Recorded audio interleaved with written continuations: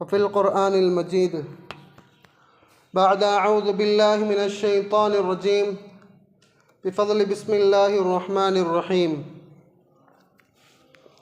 إن الله وملائكته يصلون على النبي يا أيها الذين آمنوا صلوا عليه وسلموا تسليما اللهم صل على محمد عبدك ورسولك وصل على المؤمنين والمؤمنات والمسلمين والمسلمات وبارك على محمد وأزواجه وذريته. அளவற்ற அருளாளனும் நிகரற்ற அன்புடையவனுமாகிய அந்த அல்லாஹுக்கே எல்லா புகழும் உரித்தாக.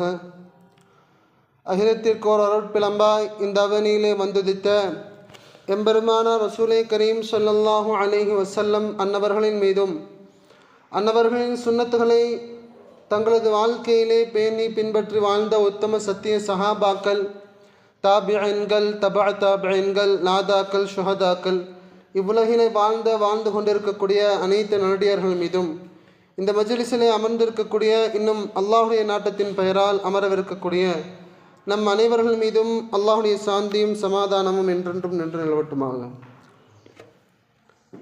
சவுத்தவரை சாஞ்சிருக்காரு, தள்ளி வந்திருக்கும். முன்னாடி பின்னாடி உட்காந்துருக்கலாம், முன்னாடி வந்திருக்கும். கொஞ்சம் சவுத்தில் சாயம் கொஞ்சம் தள்ளி உட்காந்துருக்கு.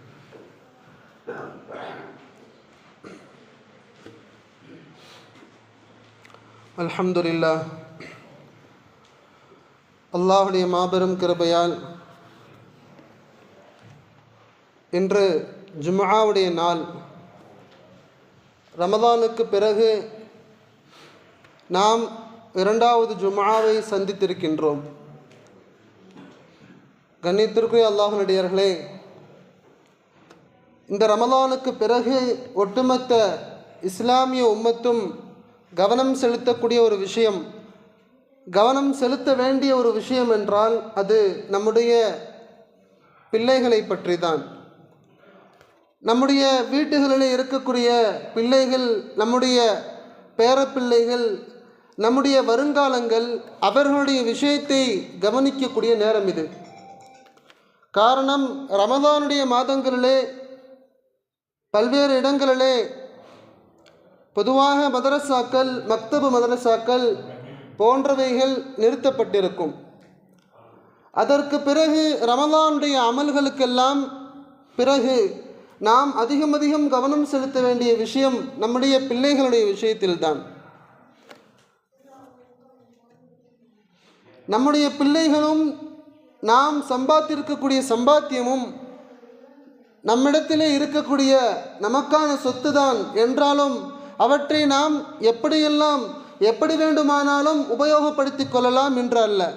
மாறாக அவைகளெல்லாம் நம்மவர்களுக்கு கொடுக்கப்பட்டிருக்கிறது என்றால் அவற்றை பற்றி மறுமையிலே நம்மிடத்திலே கேள்வி கணக்கு இருக்கிறது என்பதற்காகத்தான் கொடுக்கப்பட்டிருக்கிறது.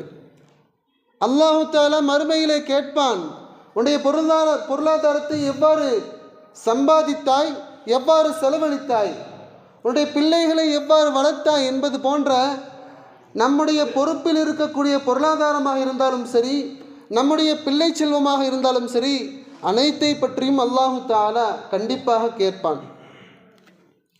கண்ணியத்திற்கு அல்லாஹ்வுடையவர்களே, நாம் நம்முடைய பிள்ளைகளை, நம்முடைய வீட்டில் இருக்கக்கூடிய சிறு குழந்தைகளை எப்படி பயன்படுத்துகின்றோம் என்பதை பொறுத்துத்தான் நம்முடைய வாழ்க்கையும் அமைகிறது. அது இந்த உலக வாழ்க்கையாக இருக்கட்டும், மறு உலக வாழ்க்கையாக இருக்கட்டும். எனவே தான் இஸ்லாத்திலே ஒரு மனிதர் பிறந்தது முதல் அவர் பருவ வயதை அடையும் வரை அவர்கள் செய்யக்கூடிய எல்லா விதமான நல்ல அமல்களும் அவர்களுடைய பெற்றோர்களுக்கு சென்று விடுகிறது. காரணம், பருவ வயதை அடையும் வரை அவர்களுக்கு எந்த ஒரு வணக்க வழிபாடுகளும் கடமை இல்லை. அதை தாண்டி அவர்கள் மேற்படியாக செய்யக்கூடிய நல்ல அமல்களாக இருக்கட்டும், எல்லா விதமான நல்ல அமல்களுடைய முழுமையான பரக்கத்துகள், நன்மைகள் அவருடைய பெற்றோரைத்தான் சென்றடையும். எப்படி சிறு பிள்ளைகள் செய்யக்கூடிய நன்மைகள் பெற்றோர்களை சென்றடைகிறதோ, அதே போன்று அவர்கள் செய்யக்கூடிய சிறிய பெரிய எல்லா விதமான பாவங்களுக்கும் அந்த பெற்றோர்கள் தான் பொறுப்பெடுத்துக் கொள்ள வேண்டும். நாளை மறுமையிலே அல்லாஹ்விடத்திலே அவர்கள் தான் பதில் சொல்ல வேண்டும். என்னுடைய பிள்ளைதானே செய்தான், நான் என்ன செய்தேன் என்று நழுவி விட முடியாது. கண்ணியத்திற்குரிய அல்லாஹ்வினடியார்களே, கண்மன் நாயகம் ஸல்லல்லாஹு அலைஹி வஸல்லம் அவர்கள் எந்தளவிற்கு சிறு பிள்ளைகளை பற்றி சொல்லியிருக்கிறார்கள் என்றால், நாம் அடிக்கடி சொல்லக்கூடிய கேட்கக்கூடிய ஹதீஸு தான், குல்லு மௌலூதின் யூலது அலல் ஃபித்ரா, பிறக்கக்கூடிய ஒவ்வொரு குழந்தைகளும் இந்த தீனுல் இஸ்லாம் என்ற இயற்கை பண்போடு தான் பிறக்கின்றன. ஃபஅபவாஹு யுஹவ்விதானிஹி, அவருடைய பெற்றோர்கள் தான் அவர்களை யஹூதிகளாகவும், வயு நஸ்ரானிஹி, நஸ்ரானிகளாகவும், வயு மஜ்ஜிசானிஹி, நெருப்பை வணங்கக்கூடியவர்களாகவும் மாற்றி விடுகிறார்கள் என்பதாக கண்மன் நாயகம் ஸல்லல்லாஹு அலைஹி வஸல்லம் அவர்கள் சொல்லியிருக்கிறார்கள். பிறக்கக்கூடிய சிறு பிள்ளைகள் அவருடைய குணத்தை நாம் பார்த்தாலே தெரியும். ஒவ்வொரு குழந்தையும், பிறக்கக்கூடிய ஒவ்வொரு குழந்தையும் இஸ்லாத்துடைய எல்லா விதமான அம்சங்களையும் தன்னுடைய வாழ்க்கையிலே இயற்கையாகவே அல்லாஹ் வைத்து விடுகின்றான். எனவேதான் இஸ்லாம் சொல்லக்கூடிய எல்லா பண்புகளும் சிறு பிள்ளைகளிடத்தில் இருக்கும்.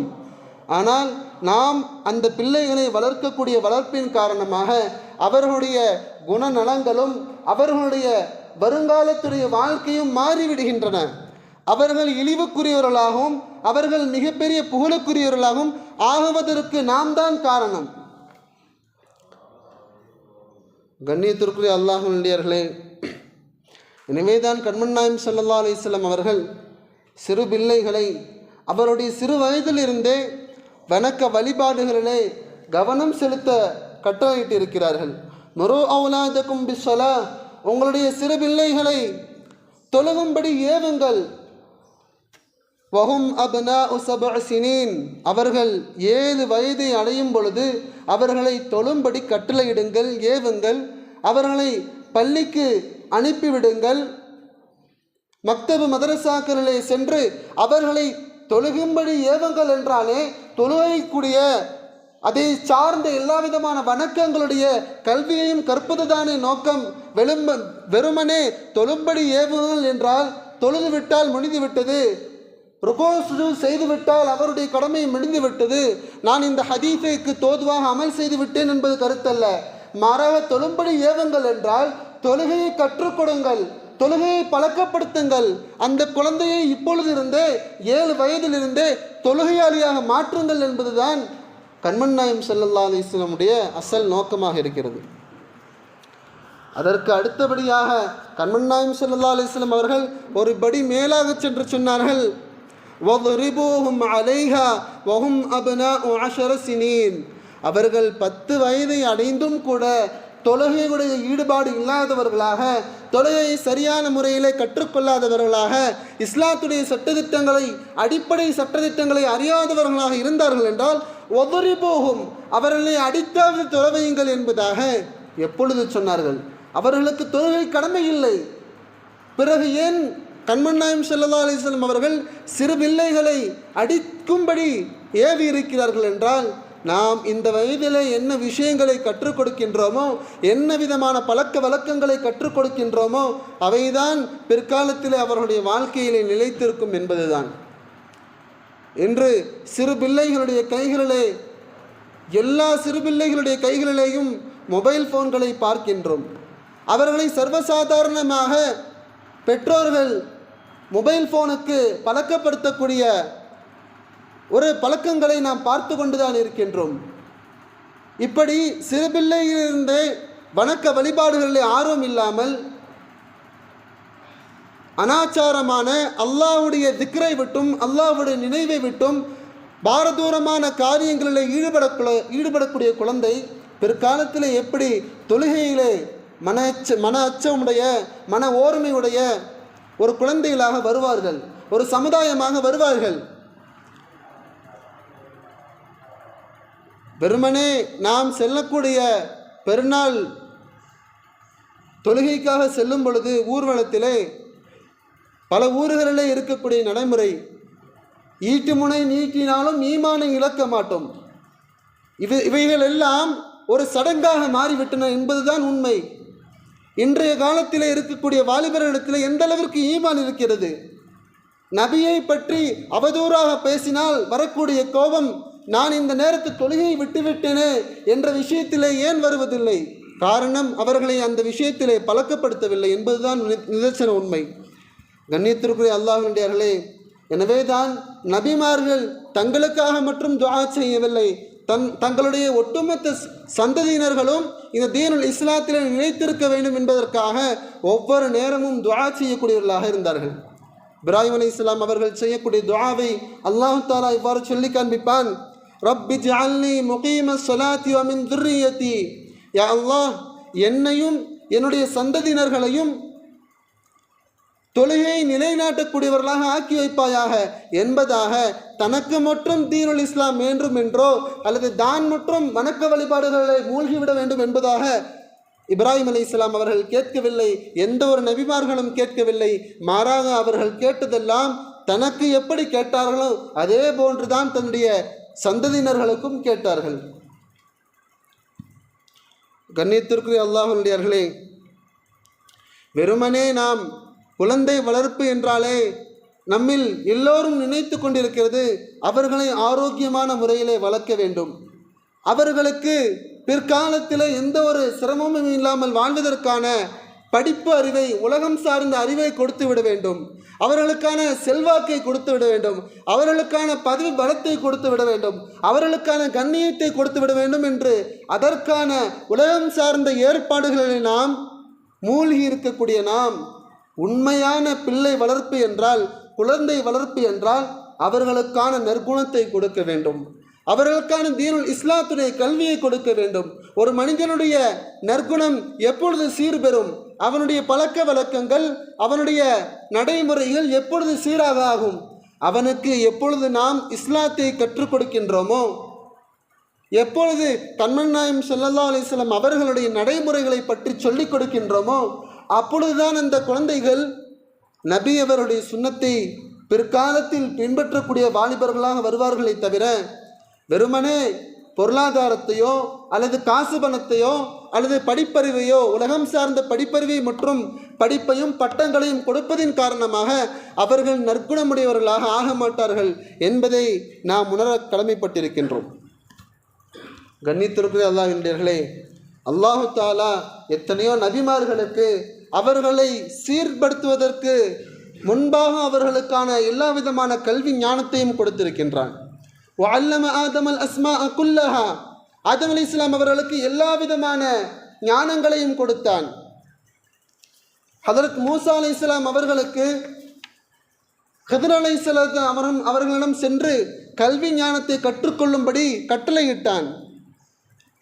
கண்மணி நாயகம் ஸல்லல்லாஹு அலைஹி வஸல்லம் அவர்கள் கூட சொல்லியிருக்கிறார்கள், மையுரிதில்லாஹு பிஹி கைரன் யுஃபக்கிஹு ஃபித்தீன், யா அல்லாஹ் யாருக்கு நலவை நாடுகின்றானோ, யார் பிற்காலத்தில் இந்த உலகிலும் சரி மறு உலகிலும் சரி நலவோடு வாழ வேண்டும் என்று நாடுகின்றானோ, யுஃபக்கிஹு ஃபித்தீன், அவர்களுக்கு தீன் சார்ந்த ஞானத்தை கொடுக்கின்றான். ஒரு மனிதனுடைய ஒட்டுமொத்த நற்குணத்திற்கு அடையாளம் இந்த மார்க்கம் என்பதை, இந்த மார்க்கத்தை தாண்டி, இந்த மார்க்கத்துடைய கல்வியை தாண்டி அவன் ஒருபோதும் நல்லொழுக்கத்தை கற்றுக்கொள்ளவே முடியாது என்பதுதான் நிதர்சன உண்மை. கண்ணியத்திற்குரிய அல்லாஹ்வுடையவர்களே, ஆக நமது சிறு பிள்ளைகளை, நம்மவர்களுடைய குழந்தைகளை நாம் இந்த ரமலானுக்கு பிறகு உள்ள நாட்களிலே மக்தபு மதரசாக்களிலே அவர்களை சேர்த்து முழுமையான முறையிலே தீனுடைய கல்வியை கற்றுக்கொள்ளும்படி, அவர்களுக்கான எல்லா விதமான, அவர்கள் தீனுல் இஸ்லாத்துடைய கல்விகளை முழுமையான முறையிலே கற்றுக்கொள்வதற்கான எல்லா விதமான தேவைகளையும் செய்து கொடுக்க கடமைப்பட்டிருக்கின்றோம். கண்மணி நாயகம் ஸல்லல்லாஹு அலைஹி வஸல்லம் அவர்கள் சஹாபாக்களை எவ்வாறு பக்குவப்படுத்தினார்கள், வெறுமனே இஸ்லாத்தை சொல்லி விட்டுவிடவில்லை, மாறாக அதற்கென்று மக்தபு மதரசாக்களை நிறுவினார்கள். எல்லா நேரமும் ஒவ்வொரு நாட்களும் தீனுல் இஸ்லாத்துடைய போதனைகளை சஹாபாக்களுக்கு கொடுத்து கொண்டே இருந்தார்கள். இதன் காரணமாகத்தான் சஹாபாக்கள் பக்குவப்பட்டார்கள், அவருடைய வாழ்க்கை ஜொலித்தது. வெறுமனே முஸ்லீம் ஆகிவிட்டேன், அல்லாஹ்வை ஏற்றுக்கொண்டேன், ரசூலை ஏற்றுக்கொண்டேன், இனி அவர்கள் சொல்வதையெல்லாம் நான் செய்வேன் என்று சொல்லிவிட்டு சென்று விட்டோம் என்றால் நமது வாழ்க்கையிலே தீன் வராது, நம்முடைய வாழ்க்கையிலே இஸ்லாம் வராது. எப்பொழுது அந்த சட்டதிட்டங்களை அறிந்து எதை செய்ய வேண்டும், எதை செய்யக்கூடாது என்ற விஷயங்களை அறிந்து அவற்றை நாம் நம்முடைய நடைமுறை வாழ்க்கையிலே அமல்படுத்துகின்றோமோ அப்பொழுதுதான் உண்மையான இஸ்லாத்தை நாம் பின்பற்றுகின்றோம் என்று அர்த்தம். சஹாபாக்களை வைத்து கண்மணி நாயகம் ஸல்லல்லாஹு அலைஹி வஸல்லம் அவர்கள் ஆரம்பித்த அஸ்ஹாபு சுஃபா, திண்ணை தோழர்கள் என்று சொல்லப்படக்கூடிய அந்த மக்தப மதரசாக்களிலே கிட்டத்தட்ட 400 சஹாபாக்கள் எப்பொழுதும் இருந்து கல்வி கற்றுக்கொண்டிருந்தார்கள். அதிலே ஒரு சஹாபி சொல்கிறார்கள், இந்த திண்ணை தோழர்களிலே 12 வயது முதல் 80 வயது வரை எத்தனையோ சஹாபாக்கள் இருந்தார்கள் என்பதாக கூறுகிறார்கள். ஆக கண்மணி நாயகம் ஸல்லல்லாஹு அலைஹி வஸல்லம் அவருடைய மக்தப மதரசா எப்பேற்பட்டதாக இருக்கும்? இவ்வாறெல்லாம் தீனுல் இஸ்லாத்தை கற்றுக் கொடுக்க போய்தான் இன்று வரை நாம் இந்த இஸ்லாத்தை பற்றியும் இந்த இஸ்லாத்துடைய ஓரளவாவது அதனுடைய சட்டதிட்டங்களை பின்பற்றி நடந்து கொண்டிருக்கின்றோம். ஆனால் நாம் நம்முடைய பிள்ளைகளுக்கு இனி வரக்கூடிய காலங்களிலே இந்த தீனுல் இஸ்லாத்துடைய விஷயத்தையும் மக்தபுடைய விஷயத்தையும் சரியான முறையிலே கொண்டு செல்லவில்லை என்றால் நாம் எந்த அளவிற்கு ஈமானோடு மரணிப்போம் என்பதும் தெரியாது. நம்முடைய வருங்காலம், நம்முடைய சந்ததியினர்கள் இந்த தீனுல் இஸ்லாத்திலே இருப்பார்களா என்பதையும் சொல்ல முடியாது. கண்ணியத்திற்கு அல்லாஹ்வுடையவர்களே, முன் சென்ற இமாம்கள், பெரியார்கள் இந்த தீனுல் இஸ்லாத்துடைய கல்வியை எந்தளவிற்கு ஆய்வு செய்தார்கள், அதற்காக எந்தளவிற்கு தங்களுடைய நேரங்களை ஒதுக்கினார்கள். அவ்வளவு ஆய்வுக்கு பிறகுதான் நாம் இந்த தீனுல் இஸ்லாத்தை மிக இலகுவாக அமல் செய்து கொண்டிருக்கின்றோம். அபூ ஹனீஃபா ரஹ்மத்துல்லாஹி அலைஹ் அவர்களுடைய மாணவர் முஹம்மது ரஹ்மத்துல்லாஹி அலைஹ் அவர்கள் ஒரு நேரத்திலே இரவு முழுக்க தீன் சார்ந்த சட்டதிட்டங்களை ஆராய்ந்து கொண்டிருக்கிறார்கள். அப்பொழுது அவர்களுடைய வீடை கடந்து சென்ற ஒரு காவலாளி, ஒரு மாற்று மத காவலாளி இவ்வாறு சொன்னார், ஏன் இவ்வளவு நேரம் விழித்து நீங்கள் ஆராய்ச்சி செய்ய வேண்டுமா? தூங்கி எழுந்துவிட்டு மறுநாள் காலையிலே உங்களுடைய ஆராய்ச்சியை தொடரலாமே என்பதாக சொன்ன பொழுது அவர்கள் சொன்ன ஒரே வார்த்தை, இந்த ஒட்டுமொத்த ஊர் மக்களும் நாளை முஹம்மது அவர்களிடத்திலே நம்முடைய இஸ்லாம் சார்ந்த சட்டதிட்டங்களை கேட்டுக்கொள்ளலாம் என்ற நினைப்போடு தான் நிம்மதியாக உறங்கிக் கொண்டிருக்கிறார்கள். நானும் தூங்கிவிட்டேன் என்றால் இந்த இஸ்லாத்துடைய சட்டதிட்டங்களை யார்தான் சொல்வது என்பதாக தங்களுடைய நேரத்தை, தங்களுடைய தூக்கத்தை துளைத்து வாழ்ந்தார்கள். அப்பொழுது அந்த காவலாளி சொன்னார், இந்த முஹம்மதே இவ்வளவு கஷ்டப்படுகிறீர்களே, அப்பொழுது அந்த முஹம்மது எவ்வளவு கஷ்டப்பட்டிருப்பார் என்பதாக கண்மணி நாயகம் ஸல்லல்லாஹு அலைஹி வஸல்லம் அவருடைய தியாகத்தை நினைவூட்டினார். கண்ணியத்திற்குரிய அல்லாஹ்வுடையவர்களே, இந்த தீனுல் இஸ்லாம் நம்மவர்கள் வரை சர்வசாதாரணமாக வந்துவிடவில்லை. இன்று ஒட்டுமொத்த உலகத்திலும் இந்த தீனுல் இஸ்லாம் இருக்கிறது என்றால் அது வெறுமனே சர்வசாதாரணமாக பரவிவிடவில்லை. இதற்கு எத்தனையோ நபர்களுடைய தியாகங்கள் இதற்கு பின்பாக அடங்கி இருக்கிறது. அதே இமாம் அபூ ஹனீஃபா ரஹ்மத்துல்லாஹி அலைஹ் அவர்களுடைய இன்னொரு மாணவர் அபு யூசுப் ரஹ்மத்துல்லாஹி அலைஹ் அவருடைய வாழ்க்கையிலே இந்த கல்வி சார்ந்த எத்தனையோ நிகழ்வுகள் இருக்கிறது. ஆனால் அவர்களுடைய மரண தருவாயிலே ஒரு நோயின் காரணமாக சக்கராத்துடைய நேரத்தில் இருக்கிறார்கள். அப்பொழுது அவர்களை பார்க்க சில அறிஞர் பெருமக்கள் வருகிறார்கள். அவர்களை உடல் நலம் விசாரித்து சென்று விடலாம் என்பதாக வந்து பார்க்கிறார்கள். எல்லாம் விசாரித்து விட்ட பிறகு அப்பொழுது அபு யூசுப் ரஹ்மத்துல்லாஹி அலைஹி அவர்கள் சொல்கிறார்கள், அவ்வளவு நோயான நேரத்தில் கூட சரி வந்ததுதான் வந்து விட்டீர்கள், ஏதாவது ஒரு இஸ்லாத்துடைய சட்டத்தை பற்றி நாம் நமக்குள்ளே பேசிக்கொள்ளலாம் என்பதாக சொல்லி ஒரு கேள்வி கேட்கிறார்கள். ஹஜ்ஜுடைய கிரியைகளை முடித்துவிட்டு செல்லக்கூடிய ஷைத்தானுக்கு கல்லெறியக்கூடிய ஹாஜிகள் அவர்கள் நடந்து வந்து கல்லெறிவது சிறந்ததா அல்லது வாகனத்திலே ஒட்டகத்திலே வந்து கல்லெறிவது சிறந்ததா என்று கேட்டார்கள். அப்பொழுது அமர்ந்திருந்தவர்கள் எல்லாரும் சொன்னார்கள், நடந்து வந்து எறிவது தான் சிறந்தது என்பதாக. அபு யூசுப் ரஹ்மத்துல்லாஹி அலைஹி சொன்னார்கள், தவறு என்பதாக. சரி, அடுத்து வாகனத்தில் வருவதுதானே இருக்கிறது, அதை சொல்லிவிடலாம் என்பதாக அப்பொழுது நடந்து வருவது சிறந்தது இல்லை என்றால் வாகனத்தில் வந்து எரிந்து விடுவதுதான் சிறந்தது என்பதாக சொன்னார்கள். அப்பொழுது அபு யூசுப் ரஹ்மத்துல்லாஹி அலைஹி அவர் சொன்னார்கள், இதுவும் தவறு என்பதாக சொன்னார்கள். இரண்டுமே தவறு என்றால் வேறு எந்த ஒரு நடைமுறை தான் சரியானது என்று கேட்டார்கள். அப்பொழுது அபு யூசுப் ரஹ்மத்துல்லாஹி அலைஹி அவர் சொன்னார்கள், ஷைத்தானுக்கு கல்லெறியக்கூடிய ஹாஜிகள் அவர்களுக்கு மீண்டும் தவாஃப் செய்யக்கூடிய சூழ்நிலை இருக்குமேயானால் அவர்கள் அரஃபாவிலே தங்குவதற்கு முன்பாக நடந்து வந்து கல்லெறிந்து விட்டு செல்வது சிறந்தது. அவர்கள் இறுதியாக எப்பொழுது ஹஜ்ஜுடைய எல்லா கிரியைகளையும் முடித்துவிட்டு அவருடைய ஊரை பார்த்து செல்ல இருக்கின்றார்களோ அந்த கடைசி கல்லெறிதல் அன்று அவர்கள் வாகனத்திலே வந்து எறிவதுதான் சிறந்தது, இதுதான் உண்மையான சட்டம் என்பதாக அவர்களுக்கு தங்களுடைய சக்கராத்துடைய நேரத்திலே மார்க்கத்துடைய விளக்கத்தை கூறினார்கள். சரி, மார்க்கத்துறை சட்டத்துடைய விளக்கத்தை எல்லாம் கேட்டுவிட்டு அந்த அறிஞர்கள் வீட்டை விட்டு கொஞ்ச தூரம்தான் சென்றிருக்கிறார்கள். உடனே வீட்டுக்குள்ளே அழுகுரல் கேட்கிறது. இமாம் அபு யூசுப் ரஹ்மத்துல்லாஹி அலைஹி அவர்கள் இறந்து விட்டார்கள். இன்னா லில்லாஹி வ இன்னா இலைஹி ராஜிஊன். கண்ணியத்திற்குரிய அல்லாஹ்வினுடையவர்களே, நாம் ஒன்றும் அன்றைய காலத்து அறிஞர்களைப் போன்று வாழ்க்கையே தீனுல் இஸ்லாத்திற்காக துளைத்து விட சொல்லவில்லை. அப்படி துளைத்து விட்டால் இவ்வுலகிலும் கண்ணியம் மறுவுலகிலும் கண்ணியம்தான். ஆனால் நாம் நம்முடைய உள்ளத்திலே இந்த உலகத்துடைய ஆசையின் காரணமாக நாம் அதை மிகப்பெரிய ஒரு பாரமாக நினைக்கின்றோம். இதுவெல்லாம் இஸ்லாத்துடைய சட்டங்கள் எல்லாம் நம்மவர்களுக்கு பின்பற்றுவதற்கு தகுதியில்லாத ஒரு விஷயமாக நினைத்து கொண்டிருக்கின்றோம்.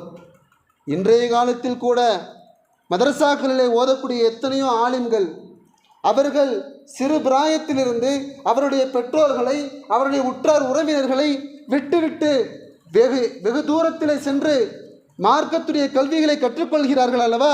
அந்த அளவிற்கு கூட தியாகம் செய்ய வேண்டாம். உங்களுடைய பிள்ளைகளை உங்களுடைய மஹல்லாவிலே இருக்கக்கூடிய மக்தப மதரசாக்களை சீர்படுத்துங்கள். அதே மக்தப மதரசாக்களிலே அவர்களுக்கான எல்லா விதமான தேவைகளையும் செய்து கொடுங்கள். மார்க்கத்துடைய எல்லா விதமான சட்டத்திட்டங்களையும் அதன் மூலமாக கற்றுக்கொள்ளுங்கள் என்பதாகத்தான் கூறுகின்றோம். ஆக அல்லாஹு தாலா நம்முடைய சந்ததியினர்களை முழுமையான முறையிலே தீன் இஸ்லாத்துடைய கல்விகளை கற்று அதன்படி அமல் செய்யக்கூடிய இஸ்லாத்திலே உறுதியாக இருக்கக்கூடிய சமுதாயமாக ஆக்குவதற்கு அல்லாஹு தாலா தௌஃபீக் செய்வானாக. வாஃபிர் தாவானா அல்ஹம்துலில்லாஹி ரப்பில் ஆலமீன். சுன்னத்துல் காதமும் சுன்னத்துல்